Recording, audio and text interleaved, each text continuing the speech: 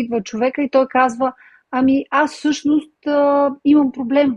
Съобщава го на околните, хората около себе си и те са подготвени за него, го приемат нормално, а не да се досещат, не да схващат, което явно ние не сме готови да приемем, че можем да признаем. Да, аз имам проблем, имам лек синдром. Аз също съм го наблюдавала и при логопедичните диагнози. Много хора дори не искат да обяснат на децата си какво им е. Аз съм се сблъсквала с такива моменти, в които аз питам, ти знаеш ли защо идваш при мен?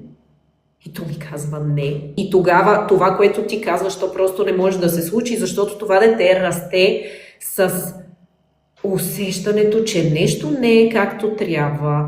Майка ми се държи по особен начин с мен, но никога нищо не ми е казвала. Разбираш ли?